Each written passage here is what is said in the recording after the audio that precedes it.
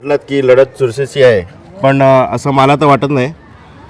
कारण कसं आहे, लोकांचा विश्वास आता भारतीय जनता पार्टीवर उडालेला आहे. गेले अनेक वर्ष भारतीय जनता पार्टी ते सत्तेत आहे आणि भारतीय जनता पार्टीचे जे महापौर होते ते आधी दुसऱ्या पक्षातून नगरसेवक होते, पण नगरसेवक तेच होते. फक्त मध्ये 5 वर्षात त्यांनी सुट्टी घेतली होती, पण परत तेच निवडून आले आणि परत तेच महापौर झाले. त्यामुळे लोक आता त्यांच्यापासून चिडलेले आहेत आणि वैतागलेले आहेत. कारण एवढी वर्ष तुम्ही त्याच पदावर राहून आणि मीरा मैदान नगरपालिकेचे तुम्ही मोठी मोठी पदं इथे भोगलात, पण तरी या प्रभागाचा विकास तुमच्याकडून होत नसेल तर मग तुम्हाला त्या खुर्चीची काय गरज आहे.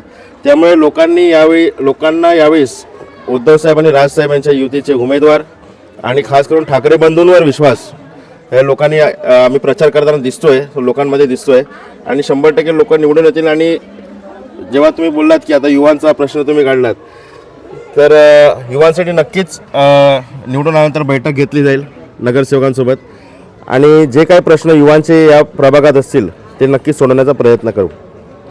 कशी का म्हणजे आता आम्ही प्रचार करतोय, त्यामध्ये लोकांचा विश्वास आम्हाला दिसतोय आणि कुठेतरी बदल या प्रभागात आपल्याला आम्हाला आणि या सर्वांना आणि नक्कीच बदल घडून आणू. आम्ही घराघरापर्यंत पोचलेलो आहेत, लोकांच्या मनापर्यंत पोचलेलो आहेत.